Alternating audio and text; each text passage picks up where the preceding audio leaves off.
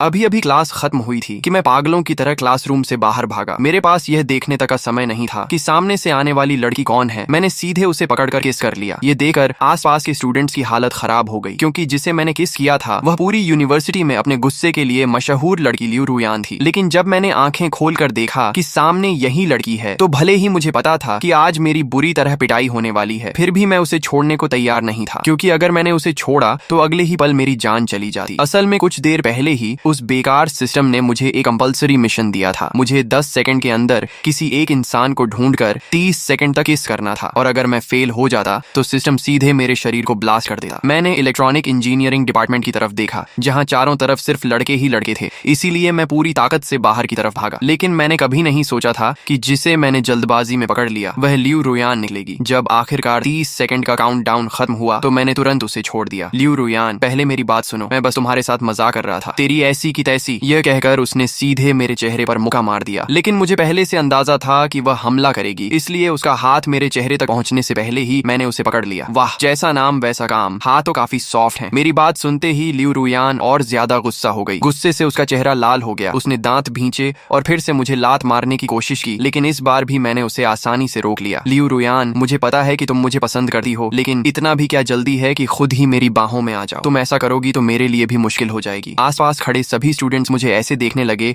जैसे मैं पागल हो गया हूँ। इस लड़के का दिमाग खराब है क्या? इसे किस एंगल से लग रहा है कि लियू रुयान इसे पसंद करती है? वह तो साफ साफ इसकी पिटाई कर रही है। इतना भी समझ नहीं आता क्या? तभी किसी ने कहा, कुछ गड़बड़ है, जल्दी देखो। इन दोनों की पोजीशन कुछ ज्यादा ही सस्पिशियस लग रही है। लियू रुयान तो ज्यादा स्ट्रगल भी नहीं कर रही। कहीं ये दोनों सीक्रेटली रिलेशनशिप में तो नहीं है? क्या सच में इनके बीच कुछ चल रहा है? कुछ चल रहा है क्या? मतलब फांग युआन का हाथ उसकी जांघ पर रखा हुआ है। ये दोनों कपल नहीं है तो और क्या है? लियू रुयान जब आसपास के लोगों की बकवास सुन रही थी तो वह गुस्से से कांपने लगी। मेरा हाथ छोड़ो, पहले प्रॉमिस करो कि मुझे नहीं मारोगी। मैं तुम्हें छोड़ूंगी नहीं, तो फिर मैं भी तुम्हें नहीं छोड़ूंगा। मेरी बात खत्म होते ही उसकी आंखें अचानक लाल हो गईं। अगले ही पल उसकी आंखों से आंसू बहने लगे। बचपन से ही वह घर की लाडली बेटी रही थी। उसे कभी किसी ने इस तरह परेशान नहीं किया था। अरे ये रो क्यों रही है? मैं खुद घबरा गया और तुरंत उसका हाथ छोड़ दिया। लियू रुयान ने इंस्टिंक्टिवली मुझ पर हमला करने की सोची, लेकिन अगले ही पल उसे याद आ गया कि वह मुझे हरा नहीं सकती, इसलिए उसने खुद को रोक लिया। आखिर में वह सिर्फ लाल आंखों से मुझे घूरती रही और दांत पीसते हुए बोली, मैं तुम्हें जरूर खत्म कर दूंगी। यह कहकर वह आंसू पोंछते हुए टीचिंग बिल्डिंग से बाहर निकल गई। स्कूल के गेट के बाहर पहुंचते ही वह एक काली कार में बैठ गई। ड्राइवर ने देखा कि उसकी आंखें लाल हैं, तो वह चिंता से बोला, मिस क्या हुआ? क्या किसी ने आपको परेशान किया है? लियू रुयान ने होंठ भींच लिए। उसने कुछ नहीं कहा और सीधे अपना फोन निकाला। फिर उसने एक नंबर मिलाया, लेईहू को तुरंत मेरे पास भेजो, मुझे उससे कुछ काम देना है। फांग युआन, बस इंतजार करो, आज रात मैं तुम्हें शहर की नदी में फेंककर मछलियों का खाना बना दूंगी। दूसरी तरफ डॉर्मिट्री में मैं अपने बिस्तर पर लेटा हुआ था। मेरे दिमाग में अभी भी उसकी लंबी टांगों की याद घूम रही थी। उसकी टांगें सच में बेहद स्मूथ थीं, बस उसका गुस्सा बहुत खतरनाक था। दिन भर लोगों को मारने की बातें करती रहती है, जरा भी क्यूट नहीं है। मैं धीरे धीरे बड़बड़ा ही रहा था कि अचानक मुझे याद आया कि सिस्टम का रिवॉर्ड अभी तक कलेक्ट नहीं किया। जैसे ही यह ख्याल आया, मैंने तुरंत अपने दिमाग के अंदर मौजूद सिस्टम को खोल लिया। वहां बैकपैक में एक कार्ड चुपचाप पड़ी हुई थी, टोंग बेई फिस्ट टेक्निक। मैंने बिना एक सेकंड गंवाए उसे लर्न पर क्लिक कर दिया। अगले ही पल एक बेहद विशाल और डरावनी इंफॉर्मेशन स्ट्रीम मेरे दिमाग और शरीर में घुस गई। यहाँ तक कि टोंग बेई फिस्ट की खासियत की वजह से मेरी हड्डियां भी असाधारण रूप से मजबूत हो गई। अरे वाह, क्या मैं सच में स्टील बोन्स वाला इंसान बन गया हूँ? अगर किसी दिन कंस्ट्रक्शन साइट पर काम करने चला गया तो शायद मैं भी एक दिन में 1000 रुपए कमाने वाला ताकतवर आदमी बन जाऊंगा। मैं अभी बिस्तर पर लेटा मजे कर ही रहा था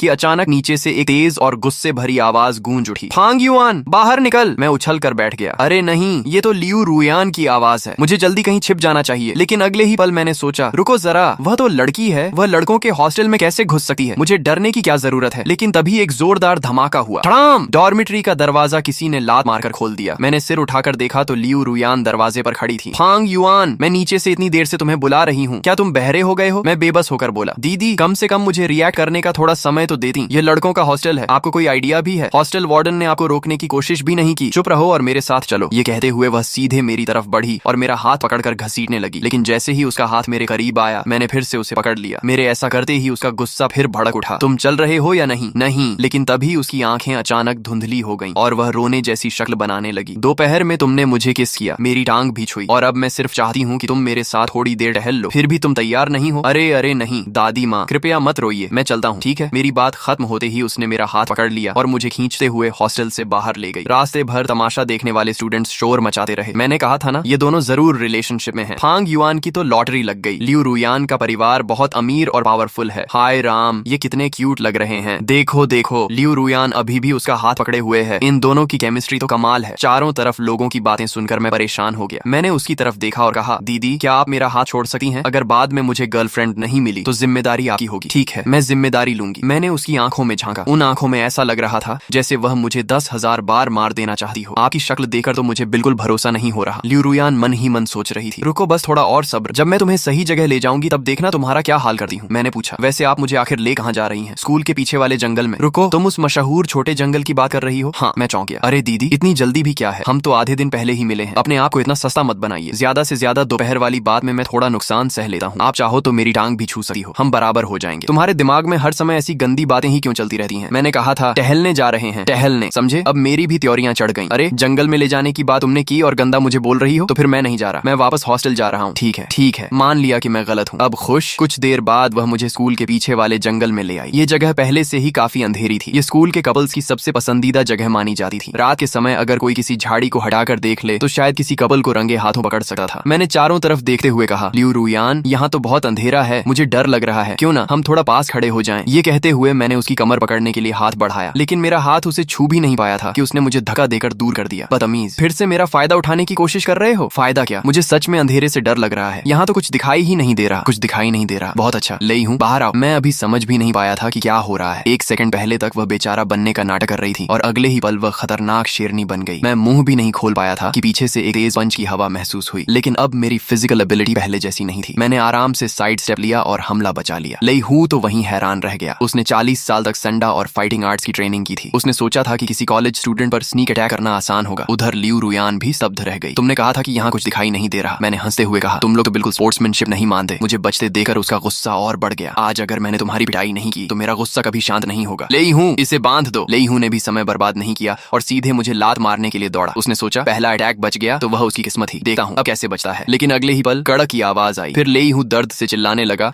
और अपनी टांग पकड़कर जमीन पर बैठ गया। मैंने मुस्कुराकर कहा, लियू रुयान आपके बॉडीगार्ड कुछ खास नहीं है, उन्हें घर भेज दीजिए और दूध पीने दीजिए। कम से कम यहाँ आकर शर्मिंदा तो नहीं होंगे। मेरे तानों के बावजूद लियू रुयान जैसे कुछ सुन ही नहीं रही थी। उसके चेहरे पर सिर्फ शौक था। लेई हूँ उसके परिवार के सबसे ताकतवर फाइटर्स में से एक था, लेकिन वह मेरे सामने एक मूव भी नहीं टिक पाया। वह मुझे घूरते हुए बोली, फांग युआन क्या तुमने पहले मार्शल आर्ट सीखी है? कुछ ज्यादातर इंटरनेट से सीखा है। मैं सिस्टम वाली बात तो बता नहीं सकता था। दीदी आपको अंदाजा भी नहीं है कि ए रैंक मार्शल आर्ट्स कितनी ताकतवर होती है। अगर आपने अगली बार भी मेरे सामने अकड़ दिखाई तो मैं सीधे ड्रैगन सबड्यूइंग 18 पाल्म्स जैसी टेक्निक निकाल दूंगा, फिर देखना चक्कर आते हैं या नहीं। मैंने चारों तरफ देखा और कहा, कोई और हेल्पर बचा है क्या? अगर नहीं तो मैं वापस जाकर सोने वाला हूँ। लेट नाइट जागना हेल्थ के लिए अच्छा नहीं होता। लियू रुयान मुझे जाते हुए देखती रही। गुस्से में उसके दांत तक किटकिटा रहे थे, लेकिन वह मेरे खिलाफ कुछ कर भी नहीं सकती थी। मैं ज्यादा दूर नहीं गया था कि अचानक पीछे से उसकी चीख सुनाई दी। उसी समय मेरे दिमाग में सिस्टम की जानी पहचानी आवाज भी गूंज उठी। नया मिशन जारी किया गया है, लियू रुयान को खतरे से बचाओ। मिशन पूरा होने पर होस्ट को लकी ड्रॉ व्हील का एक मौका मिलेगा। क्या होस्ट मिशन स्वीकार करता है? मैंने तुरंत पूछा। अगर मैं एक्सेप्ट न करूं तो होस्ट का शरीर स्वतः ब्लास्ट कर दिया जाएगा। ठीक है, मैं एक्सेप्ट करता हूं। मैंने मन ही मन गाली दी। ये सिस्टम हर बात पर शरीर उड़ाने की धमकी क्यों देता है? मेरे पास मना करने का ऑप्शन ही कहां है? अगली बार से सीधे ऑटो एक्सेप्ट मोड ही चालू कर दो। आदेश प्राप्त हुआ। होस्ट के लिए ऑटो मिशन एक्सेप्ट मोड सफलतापूर्वक चालू कर दिया गया है। तभी उन लोगों में से एक आदमी जोर से हंस पड़ा। तू लियू परिवार की बड़ी बेटी है ना? हमने तुझे पकड़ने के लिए ही अगवा किया है। हम लोग सिर्फ पैसों को मानते हैं, किसी की पहचान या बैकग्राउंड को नहीं। तू चाहे लियू परिवार से हो या फिर जो परिवार से, अगर हमारे हाथ लग गई तो चुपचाप झुककर रहना पड़ेगा। अगर बॉस ने खास तौर पर मना न किया होता तो अब तक तेरी हालत और भी खराब कर देते। यह कहते हुए वह आदमी अपना गंदा हाथ लियू रुयान की तरफ बढ़ाने लगा, लेकिन उसका हाथ अभी उसके चेहरे तक पहुंचा भी नहीं था कि अचानक उसकी बांह में तेज दर्द उठा। मैंने उसका हाथ पकड़ रखा था। देखो तुम लोग पैसों के लिए काम करते हो तो करो, मुझे उससे कोई दिक्कत नहीं है, लेकिन इस चेहरे को अभी तक मैंने भी नहीं छुआ, तो तुम्हारे जैसे गंदे हाथ इसे छूने की हिम्मत कैसे कर सकते हैं? ली मंग दर्द से दांत पीसने लगा। धत तेरे की,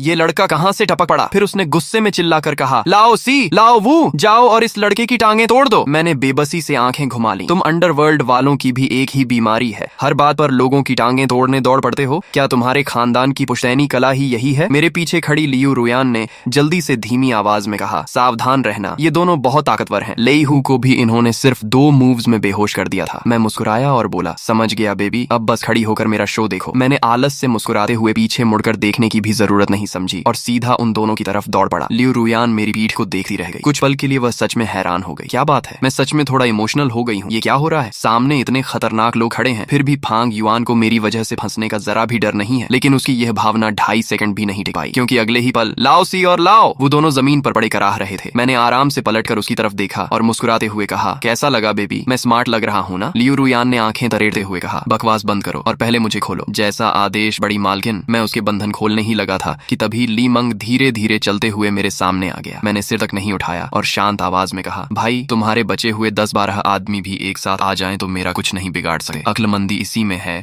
कि अभी यहाँ से निकल जाओ, अगर नहीं गए तो थोड़ी देर बाद मैं सच में किसी को नहीं छोड़ूंगा। लेकिन ली मंग जाने की बजाय बस ठंडी हंसी हंस दिया। उसे देखकर मेरा गुस्सा भी चढ़ गया। अरे यार, मैंने इतनी शांति से समझाया फिर भी नहीं मान रहे। ली मंग ने तिरस्कार से कहा, लड़के अब देखता हूँ तू कितना अकड़ता है। उसकी बात सुनते ही मेरा चेहरा बदल गया। मैं तुरंत बोला, भाई साहब मैं तो मजाक कर रहा था, मैं अभी लियू रुयान को दोबारा बांध देता हूँ। ये कहकर मैंने लियू रुयान को फिर से बांध दिया, फिर एहतियात के तौर पर खुद को भी बांध लिया। इसके बाद मैंने मासूम चेहरे से कहा, भाई साहब अब ठीक है ना? देखिए मैं कितना समझदार इंसान हूँ। तो फिर तुम खुद ही खोल कर देख लो। मैं लगभग रोने ही वाला था। यह बेवकूफ सिस्टम सच में मेरी जिंदगी बर्बाद कर रहा था। पहले इसने मुझे सबके सामने लियू रुयान को किस करने पर मजबूर किया, अब उसी लियू रुयान को बचाने का मिशन दे दिया। अब हालत ये हो गई थी कि न मैं उसे बचा पाया और ऊपर से खुद भी फंस गया। तभी ली मंग ने अपने बॉस को फोन लगाया। बॉस काम हो गया, पैसे कब मिलेंगे? फोन के दूसरी तरफ से जवाब आया, फिक्र मत करो, जैसे ही लियू परिवार शहर के बीच वाली जमीन छोड़ देगा तुम्हें तुम्हारा पैसा मिल जाएगा। उसी समय लियू परिवार की हवेली में एक नौकर तेजी से ऊपर भागा। मुसीबत हो गई। क्या हुआ? इतना घबराए क्यों हो? मिस के पर्सनल बॉडीगार्ड सानहू का फोन आया था। उसने बताया कि बड़ी मिस का अपहरण हो गया है। क्या? ये सुनते ही पूरे कमरे का माहौल बदल गया। किसकी इतनी हिम्मत हो गई कि फेंगचेंग में लियू रुयान का अपहरण कर ले? उसी समय फोन फिर बज उठा। हेलो लियू साहब, कैसे हैं आप? जो जियांग, क्या तुमने मेरी बहन का अपहरण करवाया है? दूसरी तरफ से हंसी की आवाज आई। अरे अरे लियू साहब, आप क्या कह रहे हैं? मुझे कुछ समझ नहीं आ रहा। मैं तो सिर्फ यह बताने के लिए फोन कर रहा हूँ कि शहर के बीच वाली जमीन पर हमारे जो परिवार की नजर है, बेहतर होगा आप उसे हथियाने की कोशिश न करें, वरना कहीं मेरी तलवार गलती से आपकी तरफ न घूम जाए। अच्छी तरह सोच लीजिए, अगर अगली बार मैं फोन करूं तो शायद इतनी शांति से बात ना करूं। यह कहकर उसने फोन काट दिया। लियू लिंगचुआन का चेहरा गंभीर हो गया। चेनमो को भेजो, अगर वह मेरी बहन का पता नहीं लगा पाया तो अपना सिर लेकर मेरे सामने आए। दूसरी तरफ उस परित्यक्त फैक्ट्री में ली मंग ने मुझे कई जोरदार लातें मारी। आहिस्ता भाई साहब, अभी कार में बहुत देर बैठा था, पैर पहले से ही सुन्न है। मेरी बात सुनकर वह और भड़क गया। ये लड़का अभी भी मजाक कर रहा है। फिर उसने चिल्लाकर कहा, लाओ सी, इसे ऊपर ले जाओ और खत्म कर दो। मैं हंस पड़ा। वाह, मरने से पहले भी मैं हंस सकता हूँ। अगर ऊपर जाकर जैक्सन से मुलाकात हुई तो मेरी तरफ से एक फूल जरूर देना, मैं उसका बहुत बड़ा फैन हूँ। कुछ देर बाद फैक्ट्री की ऊपरी मंजिल पर पहुंचकर मैंने कहा, तुम मुझे ऊपर इसलिए लाए हो क्या कि मेरे साथ चांद देखने का इरादा है? लेकिन मैं उस तरह का इंसान नहीं हूँ। चुप रहो, उस आदमी ने गुस्से से कहा। तुम वही हो ना जिसे लोग लियू रुयान का बॉयफ्रेंड कह रहे हैं? कैसा बॉयफ्रेंड? हम तो बस क्लासमेट्स हैं। तुम इतने गॉसिप लवर क्यों हो? मेरी बात खत्म भी नहीं हुई थी कि ली मंग ने फिर एक लात मार दी। फिर उसने मोबाइल निकाला और वह वीडियो चलाया जिसमें मैं और लियू रुयान हॉस्टल के बाहर उलझे हुए दिखाई दे रहे थे। अब भी कहोगे कि तुम दोनों का कोई रिश्ता नहीं है? मान लो तुम दोनों बॉयफ्रेंड गर्लफ्रेंड हो। मैंने आंखें घुमाई। भाई तुम किडनैपर हो या एंटरटेनमेंट रिपोर्टर? तुम्हें मेरे और लियू रुयान के रिश्ते से इतना मतलब क्यों है? फिर मैंने अचानक नाटक करते हुए कहा, ओ अब समझा, तुम चाहते हो कि मैं और लियू रुयान रिलेशनशिप में आ जाएं, फिर हमें लाइव स्ट्रीम कराकर प्रोडक्ट बेचवाओ और खूब पैसा कमाओ। वाह क्या प्लान है। तेरे प्रोडक्ट की ऐसी की तैसी। ली मंग चिल्लाया। सीधा जवाब दे, क्या तुम उसका बॉयफ्रेंड हो या नहीं? मैंने तुरंत हाथ खड़े कर दिए। हाँ हाँ, हमारा एक बच्चा भी है, हम बॉयफ्रेंड गर्लफ्रेंड हैं। अब कृपया बंदूक नीचे कर लो, हिलना मत। अभी ली मंग ने अपने बॉस को फोन मिलाया। बॉस क्या हो गया? ये लड़का सच में लियू रुयान का बॉयफ्रेंड है। फोन के दूसरी तरफ से आवाज आई, ठीक है, इसे साफ सुथरे तरीके से खत्म कर दो, कोई सबूत नहीं बचना चाहिए। लेकिन बॉस, अगर फेंगचेंग यूनिवर्सिटी का एक स्टूडेंट गायब हो गया तो मामला बड़ा हो जाएगा। ज्यादा सवाल मत पूछो, जो कहाँ है वही करो। फोन कट गया। मैंने मन ही मन सोचा, धत्त तेरे की। ली मंग ने मेरी तरफ देखा। लड़के अब मुझे दोष मत देना, गलती तुम्हारी है कि तुम गलत लोगों से टकरा गए। मैं मुस्कुराया। तुम्हें सच में लगता है कि तुम मुझे खत्म कर दोगे? क्यों नहीं? उसने बंदूक लहराई। मैंने कहा, अच्छा है कि तुम्हारे पास सिर्फ एक बंदूक है। असल में मैं सिर्फ अंदाजा लगा रहा था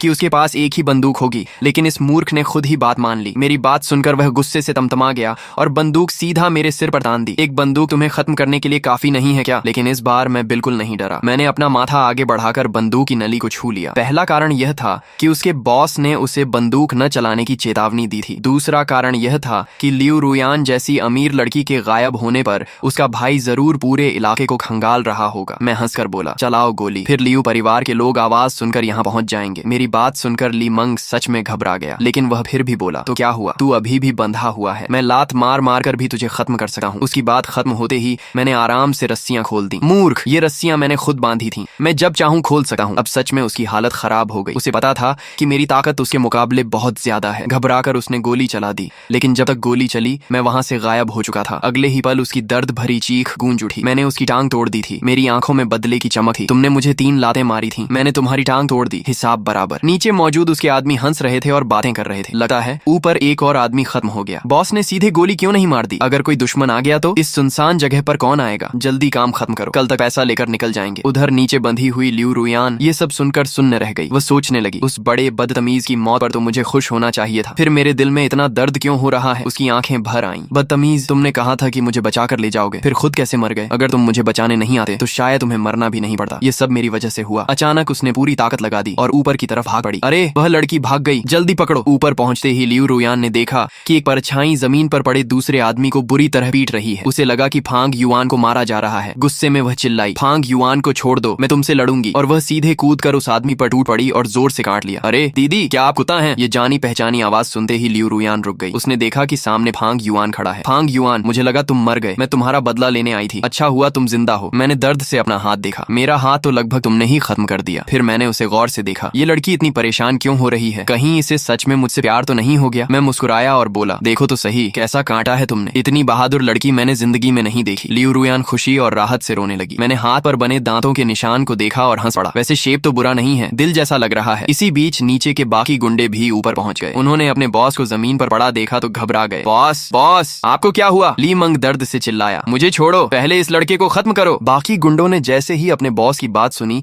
वे सब मेरी तरफ बढ़ने लगे। लेकिन तभी एक जोरदार गोली की आवाज गूंज उठी। धड़ाम! गोली चलते ही सभी गुंडे डर के मारे तुरंत सिर पकड़कर जमीन पर बैठ गए। लगता है बंदूक के सामने सच में सब बराबर हो जाते हैं। मैंने बंदूक घुमाते हुए कहा, चलो अब सब लोग गाना गाओ। पुल के नीचे से गुजरती बतखें। बेचारे गुंडे डर के मारे तुरंत गाना गाने लगे। पुल के नीचे से गुजरती बतखें, आओ गिने कितनी हैं, 2 4 6 7 8। तभी मेरी नजर एक ऐसे आदमी पर पड़ी जो सबसे जोर से गा रहा था। मैंने जाकर उसे 2 लातें मार दी। अरे तूने तो गाना ही नहीं गाया। वह रोने जैसा मुंह बनाकर बोला, भाई मैं गा रहा था, सच में गा रहा था। मैंने फिर 2 लातें जड़ दी। मैंने कहा, नहीं गाया तो नहीं गाया। फिर मैं झुककर उसके कान के पास बोला, और सुन, जब मैं ऊपर जा रहा था सबसे ज्यादा शोर मचाने वाला भी तू ही था। मुझे सब याद रहता है, मैं छोटी छोटी बातें नहीं भूलता। बेचारा आदमी लगभग रो पड़ा। उसी समय सिस्टम की आवाज फिर सुनाई दी, बधाई हो होस्ट, आपने मिशन पूरा कर लिया है। लकी व्हील ड्रॉ सफलतापूर्वक एक्टिवेट हो गया है। लकी व्हील शुरू किया जा रहा है, कृपया प्रतीक्षा करें। कुछ सेकंड बाद फिर आवाज आई, बधाई हो होस्ट, आपको यन श्वंगिंग पोजेशन कार्ड प्राप्त हुई है। मैंने तुरंत उसे लर्न कर लिया। अगले ही पल मेरे दिमाग में फिर से ज्ञान का सैलाब उमड़ पड़ा। अब मेरे हाथ में पकड़ी बंदूक मुझे अपने शरीर का हिस्सा लग रही थी। मैंने सहजता से फिर एक गोली चलाई। गोली बिल्कुल सटीक जाकर एक गुंडे के पैरों के बीच जमीन में लगी। बेचारा डर के मारे वहीं पेशाब कर बैठा। वह कांपते हुए बोला, फांग युआन, मैं गा रहा था, मैं पूरी मेहनत से गा रहा था। मैंने हंसकर कहा, घबराओ मत, मैं तो बस अपनी एम प्रैक्टिस कर रहा था। फिर मुझे कुछ याद आया, अरे हाँ, तुम्हें मून वॉक करना आता है ना? उठो और जरा डांस करके दिखाओ। लाओ। सी का चेहरा उतर गया। उसे लग रहा था कि उसने पहले जो डींगे मारी थी उसी की सजा मिल रही है। उसी समय बाहर अधूरी इमारत के पास वॉशरूम से लौटकर लियू रुयान अंदर आई। उसके चेहरे पर राहत साफ दिखाई दे रही थी। वह चलते हुए मेरे पास आकर बोली,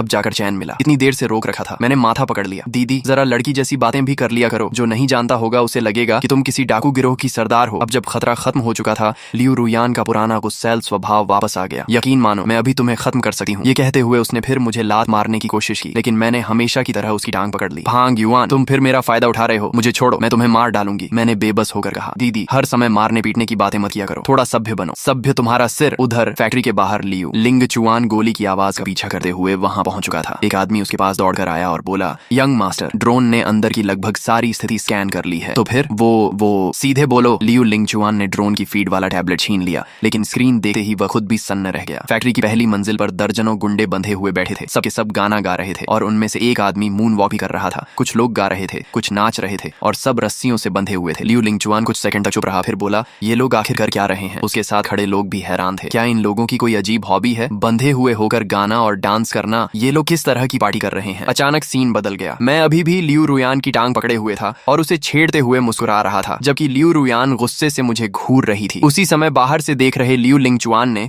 मुझे एक नजर में पहचान लिया। तो सच में यही है। उसका चेहरा गुस्से से भर गया। असल में जब उसकी बहन गायब हुई थी, तब उसने फेंगचेंग यूनिवर्सिटी के कैंपस फोरम पर वह वीडियो देखी थी, जिसमें मैं सबके सामने लियू रुयान को किस कर रहा था। उसे लगा कि मैं पहले प्यार का नाटक कर रहा था और असल में किडनैपिंग की साजिश में शामिल था। गुस्से में उसने कहा, इंफ्रारेड स्नाइपर राइफल मुझे दो। पास खड़े चेन मो ने जल्दी से कहा, यंग मास्टर, मुझे नहीं लगता कि फांग युआन मिस के अपहरण में शामिल है। बहस मत करो, बंदूक दो। इस समय लियू लिंगचुआन किसी की बात सुनने की हालत में नहीं था। उसे सिर्फ इतना दिख रहा था कि मैं उसकी बहन को परेशान कर रहा हूँ। मजबूरी में चेन मो ने उसे राइफल दे दी। उधर मैं और लियू रुयान अभी भी बहस कर रहे थे। तभी अचानक मेरे सिर पर एक लाल इंफ्रारेड डॉट दिखाई दी। मैं तुरंत सन्न रह गया। धत तेरे की, इस बार गलती हो गई। लेकिन मैं अभी सोच ही रहा था कि क्या करूं कि अचानक लियू रुयान ने मुझे जोर से धक्का देकर जमीन पर गिरा दिया और खुद मेरे ऊपर आ गई। वह स्नाइपर राइफल है, तुम भाग जाओ। मैं पीछे रुकर उन्हें रोकती हूँ। उसकी बात सुनकर मैं कुछ सेकंड के लिए चुप रह गया। अभी कुछ देर पहले तक जो लड़की मुझे मारने की धमकी दे रही थी वह अचानक मुझे काफी प्यारी लगने लगी। धत, मैं सच में इमोशनल हो रहा हूँ क्या? अगले ही पल मैंने फैसला कर लिया, नहीं मैं भागूंगा नहीं। मैंने उसकी तरफ देखकर कहा, बेबी इस बार भी बस मेरा शो देखो। फिर मैं तेजी से पलटा, धड़ाम, एक गोली चली और फैक्ट्री में घुसने वाला आदमी सीधा जमीन पर गिर पड़ा। मैंने सीना चौड़ा करके कहा, आज यान श्वंगिंग मोड एक्टिवेट है। मुझसे भिड़ना मतलब खुद मुसीबत बुलाना। लेकिन अगले ही पल बाहर से दर्जनों लोग फैक्ट्री में घुस आए। वे सब चिल्ला रहे थे, यंग मास्टर, यंग मास्टर। तब जाकर मुझे एहसास हुआ कि मामला मेरी सोच से कहीं ज्यादा गंभीर है। मैंने हैरानी से चारों तरफ देखा। अरे बाप रे, मेरी गोलियां तो इतनी भी नहीं है। तभी एक आदमी तेजी से आगे आया। मिस, मैं चेन मो हूँ। अभी जो अंदर आया था वह आपके बड़े भाई थे, वह आपको बचाने आए थे। ये सुनते ही मेरे पैरों तले जमीन खिसक गई। क्या? मैंने अपने होने वाले बड़े साले को ही गोली मार दी। उधर जमीन पर पड़े लियू लिंगचुआन ने दर्द से कराहते हुए कहा, यह लड़का, इसकी एम बहुत खतरनाक है। अगर मैंने बुलेट प्रूफ वेस्ट नहीं पहनी होती तो आज सीधे ऊपर पहुंच गया होता। भैया! लियू रुयान घबराकर दौड़ी और उसे उठाने लगी। उसकी आंखों में चिंता साफ दिखाई दे रही थी। लियू लिंगचुआन ने उसे घूरा। तुम्हें याद भी है कि मैं तुम्हारा भाई हूँ? वह लड़का तुम्हें इतनी देर से परेशान कर रहा था। मैंने इंफ्रारेड डॉट इसलिए लगाई थी ताकि तुम उसे 2-4 थप्पड़ मारकर अपना गुस्सा निकाल लो, लेकिन तुमने तो उल्टा उसकी रक्षा शुरू कर दी। असल में जब वह फैक्ट्री के पास पहुंचा था तो उसने मुझे और लियू रुयान को ध्यान से देखा था। हम दोनों लगातार बहस कर रहे थे, एक दूसरे को खींच रहे थे और साफ लग रहा था कि हम मजाक कर रहे हैं। कहीं से भी किडनैपिंग जैसी बात नहीं लग रही थी। लेकिन उसे अपनी बहन को मेरे हाथों परेशान होते देख गुस्सा आ गया था। इसीलिए उसने सोचा था कि थोड़ा डराकर बहन को बदला लेने का मौका दे देगा। किसे पता था कि लियू रुयान खुद मेरे सामने ढाल बनकर खड़ी हो जाएगी। लियू लिंगचुआन ने आह भरते हुए कहा, पुरानी कहावत सही है, बेटी बड़ी हो जाए तो घर में नहीं रुकती। तुम पर बिल्कुल फिट बैठी है लियू रुयान। लियू रुयान ने जल्दी से कहा, मुझे कैसे पता चलता कि वह आप थे? मुझे लगा था कि आप किडनैपर्स के साथी हैं। और फिर आज फांग युआन मेरी वजह से 2 बार मरते मरते बचा है। मैं बस और मत समझाओ। लियू लिंगचुआन ने आंखें घुमाई और फिर मेरी तरफ देखा। लड़के, ये निशानेबाजी कहाँ सीखी? मैं तुरंत मुस्कुराया। सीएफ खेल खेलकर। कुछ लोगों को शक था कि मैं कोई छिपा हुआ मार्शल आर्ट्स मास्टर हूँ जो पहाड़ों से निकल कर आया है, क्योंकि नॉवेल्स में अक्सर ऐसा ही होता है। लेकिन लियू लिंगचुआन ने पहले ही मेरी पूरी बैकग्राउंड चेक करवा ली थी। मेरी जिंदगी में ऐसा कोई मास्टर कभी था ही नहीं। इसलिए सीएफ वाली बात सुनकर वह भी चुप हो गया। फिर उसने अचानक पूछा, सुना है कि तुमने सबके सामने मेरी बहन को छेड़ा था? मैंने तुरंत सिर हिलाया। नहीं, मैं और लियू रुयान सिर्फ अच्छे क्लासमेट्स हैं, हमारे बीच कुछ नहीं है। अच्छा, अब भी मानने को तैयार नहीं? ये कहकर उसने अपना मोबाइल निकाला और एक वीडियो चला दी। मैंने स्क्रीन पर नजर डाली और लगभग बेहोश होते होते बचा। वह साफ HD वीडियो थी जिसमें मैं लियू रुयान को किस कर रहा था। मैंने सिर पकड़ लिया। हे भगवान, तुम लोगों के पास कोई काम नहीं है क्या? हर समय कपल वीडियो सेव करके रखते हो? उधर लियू रुयान का चेहरा पूरी तरह लाल हो चुका था। वह जल्दी से बोली, भैया ये बस एक गलत फहमी थी। लियू लिंगचुआन ने भौं उठाई। गलत फहमी? तो किस गलत फहमी थी? या फिर इसका तुम्हारी टांग पकड़ना गलत फहमी थी? फिर उसने अपनी बहन की तरफ देखा। तुम अभी भी इस लड़के का बचाव कर रही हो। मैं तो तुम्हारा बदला लेने की कोशिश कर रहा हूँ। लेकिन लियू रुयान उसकी बात समझ ही नहीं रही थी। वह बोली, भैया आप इस मामले में मत पड़िए, मैं अब बची नहीं हूँ। लियू लिंगचुआन ने गहरी सांस ली। तुम्हें तो इस लड़के ने पूरी तरह अपने पक्ष में कर लिया है और तुम मुझे दूर रहने को कह रही हो। फिर उसने मेरी तरफ देखा और बोला, कल रात हमारे घर डिनर पर आना। फिर उसने धीरे से जोड़ा, वैसे भी आज रात मेरी बहन को बचाने के लिए तुम्हारा धन्यवाद करना बनता है। लेकिन लियू लिंगचुआन के दिमाग में कुछ और ही चल रहा था। वह सच में चाहता था कि मैं उसके घर खाने पर आऊं। मैंने उसकी तरफ देखा, फिर लियू रुयान की तरफ देखा। उसकी आंखों में अभी भी मुझे मार डालने वाली चमक थी। मैं मन ही मन सोचने लगा, पगली तू तो मौका मिलते ही मुझे खत्म कर देगी।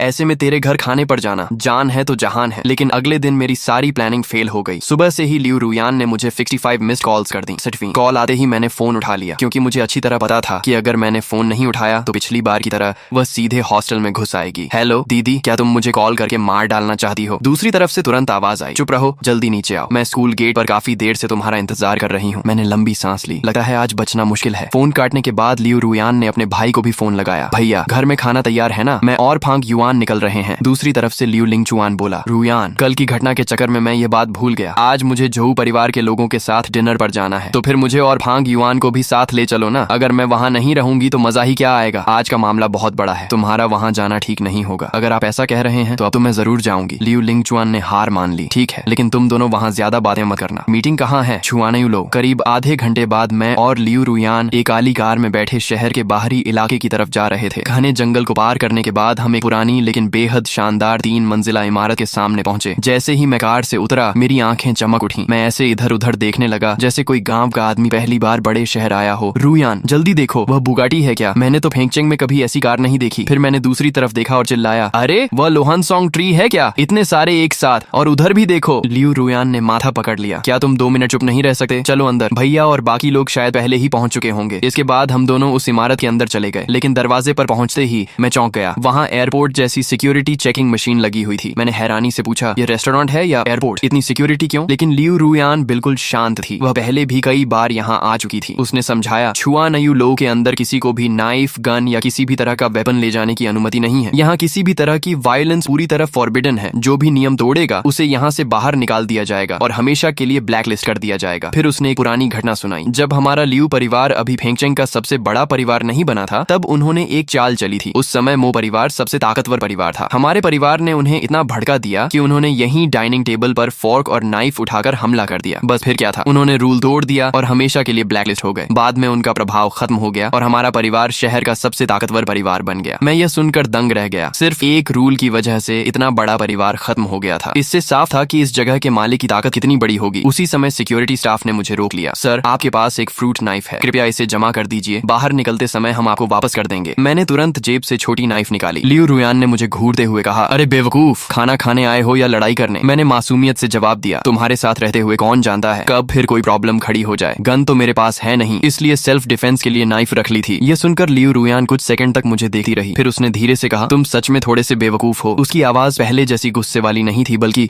उसमें हल्की सी नरमी आ गई थी। उसकी आवाज अनजाने में पहले से कहीं ज्यादा नरम हो गई थी। दिल में उसे थोड़ा सा इमोशनल भी महसूस हुआ। सोचा नहीं था कि फांग युआन मेरी सुरक्षा की भी चिंता करेगा। मैंने होंठ सिकोड़ लिए। तुम ही बेवकूफ हो पगली। मैंने फ्रूट नाइफ सिक्योरिटी गार्ड को थमा दी। इसे संभाल कर रखना। मैंने इसे सुपरमार्केट से 5 रुपए 80 पैसे में खरीदा था। अगर खो गई तो 6 रुपए देने पड़ेंगे। मेरी बात सुनते ही लियू रुयान ने शर्म से अपना माथा पकड़ लिया और मुझे खींचकर आगे ले गई। बहुत शर्मिंदगी हो रही है। कुछ ही देर में हम दूसरी मंजिल पर पहुंच गए। गलियारे के दोनों तरफ शानदार प्राइवेट रूम्स बने हुए थे। उनके नाम भी बड़े खूबसूरत थे। एक नदी का वसंत जल, फरवरी की गलियां, 3 सूर्यों का शुभ संकेत, चारों समुद्रों की हवाएं। इसी बीच गलियारे में टंगी एक कैलीग्राफी पेंटिंग पर मेरी नजर पड़ी और मैं वहीं रुक गया। उस पर लिखे शब्द कुछ जाने पहचाने लग रहे थे। लियू रुयान ने हैरानी से पूछा, क्या हुआ? तुम जैसे आदमी को भी कैलीग्राफी समझ आती है? फिर उसने मजाक उड़ाया, जो 5 रुपए 80 पैसे का हिसाब रखता है उसे ऐसी आर्ट की क्या समझ होगी? मैंने सिर खुजलाया। सच कहूं तो मुझे भी ज्यादा समझ नहीं है, लेकिन ये लिखावट बहुत जानी पहचानी लग रही है। ऐसा लग रहा है जैसे मैंने इसे पहले कहीं देखा हो, शायद मेरे स्टडी रूम में। बस अब ज्यादा मत उड़ो। लियू रुयान ने आंखें घुमाई। यहाँ लगी सारी कैलीग्राफी बड़े मास्टर्स की बनाई हुई है। तुम्हारे घर का लेवल क्या है जो ऐसी चीजें वहाँ लगी हो? यकीन करो या मत करो, हमारा परिवार भी कभी बहुत बड़ा था। छोड़ो भी, मेरे भाई ने तुम्हारी पूरी बैकग्राउंड चेक कर ली है। अब चलो, भैया काफी देर से इंतजार कर रहे होंगे। लेकिन मैं अब भी उस कैलीग्राफी को देखकर सोच रहा था कि मैंने उसे पहले कहाँ देखा है। तभी सीढ़ियों से एक महिला नीचे उतरी। वह बिल्कुल हमारे सामने आकर रुकी। उसने सफेद चिपाओ पहन रखी थी और बेहद खूबसूरत लग रही थी। मैंने जैसे ही उसका चेहरा देखा, फिर से वहीं ठिठक गया। अजीब बात है, ये चेहरा भी मुझे इतना जाना पहचाना क्यों लग रहा है? मैंने अनजाने में पूछ लिया, मिस, क्या हम पहले कहीं मिल चुके हैं? मेरी बात सुनकर लियू रुयान की आंखें फैल गईं। उसे लगा कि मैं उस महिला से फ्लर्ट कर रहा हूँ। वह जल्दी से बोली, फांग युआन, ये छुआन यू लो की जनरल मैनेजर हैं, कुछ भी मत बोलो। फिर उसने सम्मान से कहा, हेलो मैनेजर सू। इसके बाद उसने मेरा हाथ पकड़ा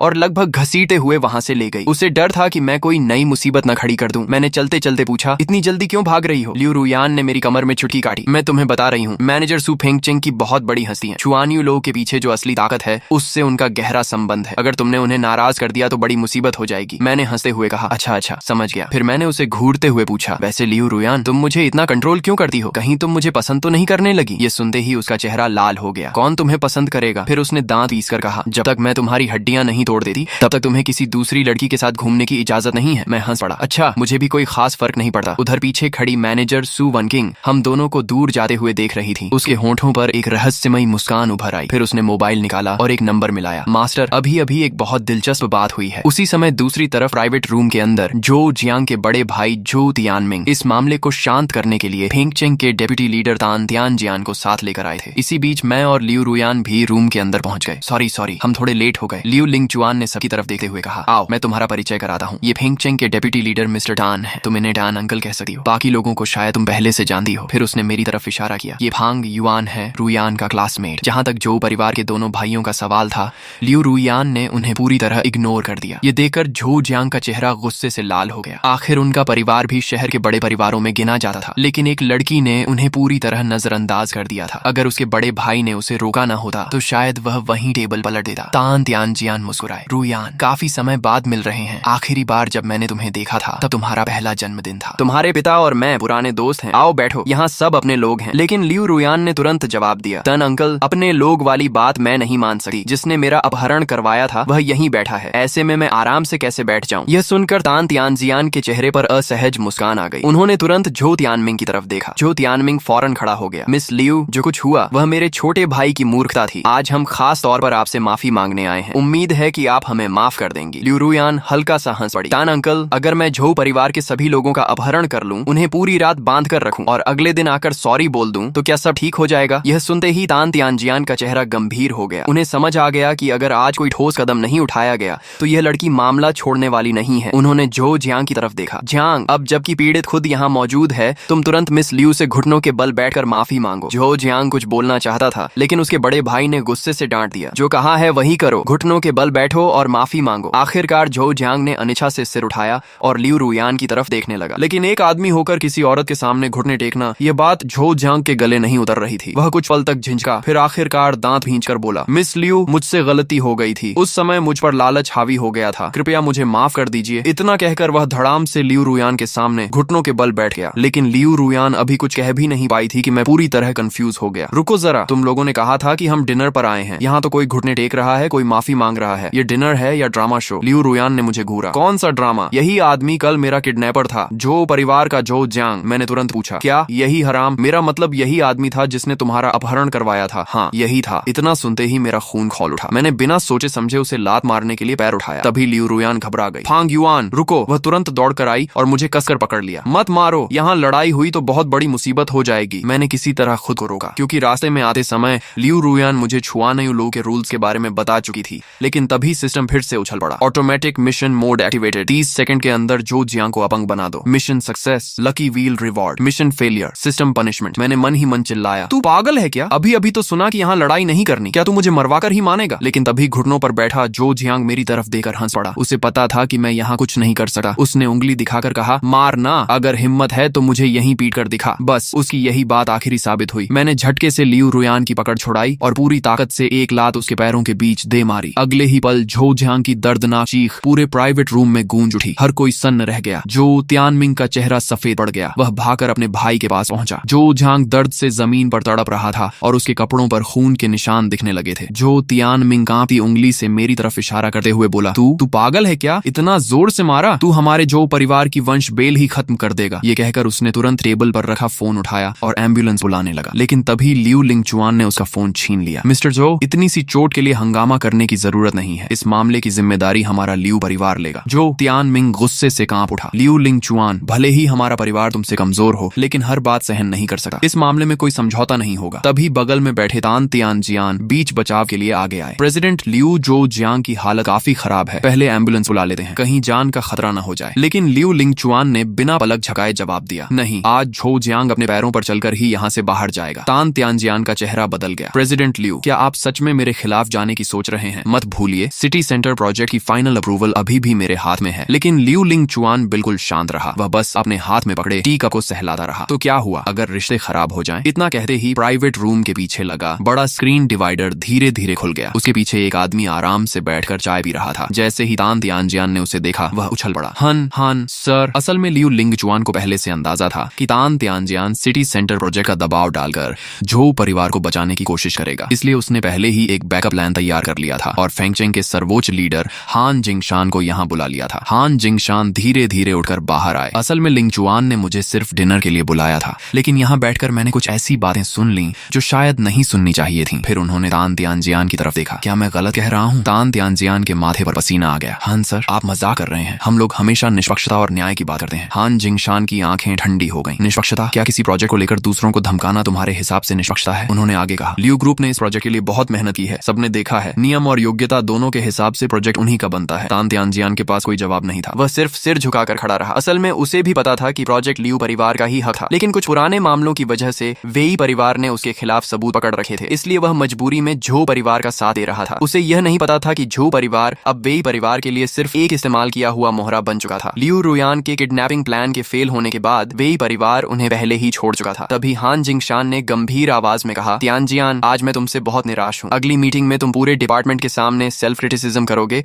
और तुम्हारी प्रमोशन फाइल भी फिलहाल रोक दी जाएगी। अगर तुमने अपना रवैया नहीं बदला तो आगे क्या होगा ये तुम्हें पता है। तान तियानजियान का चेहरा उतर गया। जी हां सर। फिर हान जिंगशान ने कमरे में मौजूद सभी लोगों की तरफ देखा और कहा, आज मैं यहाँ फेंगचेंग के लीडर के रूप में सिर्फ एक काम करूंगा, निष्पक्ष फैसला। झो जियांग घायल हुआ है, इसलिए उसका इलाज होगा। लिंगचुआन, एम्बुलेंस बुलाओ और उसे हॉस्पिटल भेजो। लियू लिंगचुआन कुछ कहना चाहता था, लेकिन हान जिंगशान ने हाथ उठाकर रोक दिया। मेरी बात मानो। फिर उन्होंने आगे कहा, और जहां तक उसे घायल करने वाले व्यक्ति का सवाल है, मैं खुद इस मामले को संभालूंगा। छुआनयू लो के मालिक ने भी साफ कर दिया कि यह पूरी घटना मेरी व्यक्तिगत हरकत थी। और इसका लियू परिवार से कोई संबंध नहीं है। साथ ही जो जियांग के किडनैपिंग केस को लेकर भी उन्होंने कहा कि जब वह ठीक हो जाए तो खुद जाकर आत्मसमर्पण करे। ऐसे फैसले से सब संतुष्ट है ना? ये सुनकर झोउ तियानमिंग, जो अभी तक सोच रहा था कि आज लियू परिवार बर्बाद हो जाएगा, उसका चेहरा तुरंत बदल गया। हाँ सर, यह फांग युआन साफ तौर पर लियू परिवार के साथ आया था, वह उन्हीं का आदमी है। हान जिंगशान ने मेरी तरफ देखा और शांत स्वर में पूछा, छोटे भाई तुम्हारा नाम क्या है? मैंने बिना झिझक जवाब दिया, मेरा नाम फांग युआन है। और बूढ़े साहब, मुझे लगता है आप काफी न्यायप्रिय इंसान हैं। मैंने झोउ जियांग को इसलिए मारा क्योंकि उसने कल रात लगभग मेरी और लियू रुयान की जान ले ली थी। इसका लियू परिवार से कोई लेना देना नहीं है। मेरे मुंह से बूढ़े साहब सुनकर भी हान जिंगशान नाराज नहीं हुए, बल्कि मन ही मन उन्हें लगा कि यह लड़का वफादार है। फिर उन्होंने झोउ तियानमिंग की तरफ देखा। सुना, इसका नाम फांग युआन है, लियू नहीं। करीब 10 मिनट बाद एम्बुलेंस भी आ गई और पुलिस भी पहुंच गई। झोउ जियांग को हॉस्पिटल भेज दिया गया, जबकि मुझे पुलिस कार में बैठा लिया गया क्योंकि छुआनयू लॉ के अंदर गंभीर हिंसक घटना हुई थी। उसी समय सु वनकिंग भी मौके पर पहुंच गई, लेकिन जब उसने देखा कि घायल करने वाला व्यक्ति मैं हूं तो वह कुछ पल के लिए चौंक गई। यह क्या हुआ? हान जिंगशान ने उसकी तरफ देखकर हल्की मुस्कान के साथ कहा, मैनेजर सु, जरा एक तरफ चलकर बात करते हैं। उधर लियू रुयान बेहद परेशान हो गई थी। वह पुलिस कार के पीछे भागकर सब कुछ समझाना चाहती थी, लेकिन लियू लिंगचुआन ने उसे रोक लिया। अभी जल्दीबाजी मत करो, पहले घर चलते हैं। फिर वह शांति से झोउ तियानमिंग के सामने जा खड़ा हुआ। मैंने तुम्हें मौका दिया था, लेकिन तुमने खुद रिश्ते खराब करने का फैसला किया। 3 दिन, बस 3 दिन के अंदर तुम्हारा झोउ परिवार खत्म हो जाएगा। झोउ तियानमिंग के गले से थूक निकलना भी मुश्किल हो गया। उसे समझ आ गया था कि सब खत्म हो चुका है। अगर हान जिंगशान और छुआनयू लू के मालिक दोनों लियू परिवार के साथ हैं, तो लियू परिवार को कोई नुकसान नहीं होगा। अब खुद को बचाने का सिर्फ एक ही रास्ता था। उसने तुरंत कहा, प्रेसिडेंट लियू, किडनैपिंग की पूरी योजना सिर्फ एक आदमी की थी। इसका मुझसे और झोउ परिवार से कोई संबंध नहीं है। क्या मुझे जीने का एक मौका मिल सकता है? लियू लिंगचुआन ने ठंडी नजर से उसकी तरफ देखा। मुझे मरने वाले लोगों पर दया नहीं आती। यह कहकर वह मुड़ने ही वाला था कि झोउ तियानमिंग ने जल्दी से कहा, हमारा झोउ परिवार शुरू से ही वेई परिवार का मोहरा रहा है। ये बात आप भी जानते हैं। मैं जीना चाहता हूँ। अगर आप मुझे छोड़ दें तो मैं वेई परिवार की सारी जानकारी आपको दे दूंगा। लियू लिंगचुआन ने ठंडे स्वर में कहा, वेई परिवार का हाथ जहां तक आएगा मैं वहीं काट दूंगा। फेंगचेंग में मैं उनसे नहीं डरता, लेकिन झोउ तियानमिंग ने अगला दांव खेला। सुना है आपके पिता 2 साल पहले अचानक लोंगचेंग चले गए थे। क्या आप नहीं जानना चाहते कि वह वहां क्यों गए? ये सुनते ही लियू लिंगचुआन के कदम रुक गए। झोउ तियानमिंग जुआ खेल रहा था। उसे उम्मीद थी कि लियू लिंगचुआन अपने पिता की खबर जानना चाहेगा, और वह सही निकला। लियू लिंगचुआन धीरे से पलटा और बोला, अगर मुझे वह जानकारी नहीं मिली जो मैं चाहता हूँ तो तुम्हारा पूरा झोउ परिवार खत्म हो जाएगा। फिर उसने अपनी बहन की तरफ देखा, रुयान तुम पहले घर, लेकिन वह बात पूरी भी नहीं कर पाया। रुयान कहाँ गई? एक बॉडीगार्ड ने जवाब दिया, मैंने अभी अभी मिस लियू को बाहर भागते देखा था। लियू लिंगचुआन का माथा सिकुड़ गया। कहीं वह फांग युआन के पीछे तो नहीं चली गई? उसने तुरंत लोगों को आदेश दिया कि झोउ तियानमिंग को कार में बिठा कर ले जाएं। फिर वह खुद बाहर दौड़ पड़ा, लेकिन जब तक वह मेन गेट तक पहुंचा, लियू रुयान पहले ही कार लेकर निकल चुकी थी। मजबूरी में उसने उसे फोन लगाया, रुयान कहाँ जा रही हो? दूसरी तरफ से तुरंत जवाब आया, फांग युआन ने मेरी खातिर हाथ उठाया था, मैं उसे ऐसे अकेला नहीं छोड़ सकती। मैं पुलिस को सच बताने जा रही हूँ। फोन पर उसकी आवाज रोने जैसी हो गई थी, लेकिन लियू लिंगचुआन का ध्यान किसी और बात पर था। अगर यह साबित हो गया कि फांग युआन का लियू परिवार से गहरा संबंध है तो हान जिंगशान की सारी मेहनत बेकार हो जाएगी। तभी लियू रुयान ने कहा, भैया आपने बचपन से मुझे सिखाया है कि एहसान नहीं भूलना चाहिए। फांग युआन ने मेरे लिए बहुत कुछ किया है। अगर आज हम सारी गलती उसी के सिर पर डाल दें तो मैं खुद को कभी माफ नहीं कर पाऊंगी। मैं जरूर जाऊंगी। ये सुनकर लियू लिंगचुआन कुछ पल चुप हो गया। उसे पहली बार महसूस हुआ कि उसकी बहन सच में कितनी परेशान है। फिर अचानक वह हंस पड़ा, सच सच बताओ, क्या तुम इस लड़के को पसंद करने लगी हो? भैया हम यहाँ सीरियस बात कर रहे हैं। लियू रुयान का चेहरा लाल पड़ गया। आप जाएं या न जाएं, मैं फांग युआन को बाहर निकाल कर ही रहूंगी। लियू लिंगचुआन ने आखिरकार हार मान ली। ठीक है, मैं वादा करता हूँ कि आज रात फांग युआन सुरक्षित तरीके से पुलिस स्टेशन से बाहर आ जाएगा। उस पर कोई असर नहीं पड़ेगा। सच, अगर भरोसा नहीं है तो खुद पुलिस स्टेशन के बाहर इंतजार कर लेना। रात 12 बजे से पहले वो बाहर होगा। ठीक है, मैं अभी अंकल जिन से कैंपर वैन मंगवाती हूँ। आज रात मैं वहीं रुकूंगी। फोन कटने के बाद लियू लिंगचुआन ने आह भरी। सच में बेटियां बड़ी हो जाएं तो उन्हें रोका नहीं जा सकता। उधर छुआनयू लो के प्राइवेट रूम में सु वनकिंग ने हान जिंगशान से पूछा, हान सर, आप कहना चाहते हैं कि चोट पहुंचाने वाला यही फांग युआन था? हान जिंगशान ने सिर हिलाया। हाँ, मैं पूरी घटना के दौरान वहीं मौजूद था। सु वनकिंग ने कहा, लेकिन अगर मुझे सही याद है तो फांग युआन को लियू परिवार ही यहाँ लेकर आया था, और छुआनयू लो में लड़ाई करने का अंजाम आप जानते हैं। हान जिंगशान मुस्कुराए, इसीलिए मैंने आपसे अलग बात करने को कहा। 13 साल पहले लोंगचेंग में मेरी मुलाकात तुम्हारे मालिक से हुई थी। उस समय मैंने उनकी जान बचाने के लिए एक गोली खाई थी। वह मुझ पर एक एहसानमंद है। इस बार लियू परिवार को छोड़ देना उसी एहसान की वापसी समझ लो। सु वनकिंग कुछ पल चुप रही, फिर बोली, हन सर, क्या आप सच में उस एक एहसान को इस मामले में इस्तेमाल करना चाहते हैं? हमारे मालिक ने कहा था कि अगर आपको कभी लोंगचेंग वापस लौटना हो तो वह आपकी पूरी मदद करेंगे। अगर आपने यह एहसान अभी खर्च कर दिया तो शायद वह मौका फिर न मिले। हान जिंगशान हल्के से मुस्कुराए, तुम्हारे मालिक को मेरी तरफ से धन्यवाद कहना, लेकिन मैं उस जगह वापस नहीं जाना चाहता। लियू परिवार ने मुझ पर एहसान किया था और मैं तुम्हारे मालिक का एहसानमंद हूँ। हर चीज का एक चक्र होता है, शायद अब वह पूरा होने का समय आ गया है। यह कहकर उन्होंने दोनों हाथ जोड़ दिए। बस यही फैसला है और जब कभी मैं लॉन्ग चेंग आऊं तो अपने मालिक से कहना कि मुझे एक साधारण भोजन जरूर खिलाएं। सु वन किंग मुस्कुराई और उन्हें विदा किया, लेकिन जैसे ही हान जिंगशान वहां से गए उसने तुरंत एक फोन मिलाया। मास्टर, आपको पता है, लगता है फांग युआन ने लोगों को पीटना भी सीख लिया है। दोस्तों, फिलहाल इस मैनवा के सिर्फ इतने ही पार्ट्स आए हैं। जैसे ही इसके नए पार्ट्स रिलीज होंगे मैं उन्हें सबसे पहले युवा एक्सप्लेन ओपी पर अपलोड कर दूंगा। इसलिए अगर आप इस स्टोरी का अगला पार्ट मिस नहीं करना चाहते तो अभी युवा एक्सप्लेन ओपी को सब्सक्राइब कर लो। मिलते हैं अगले पार्ट में।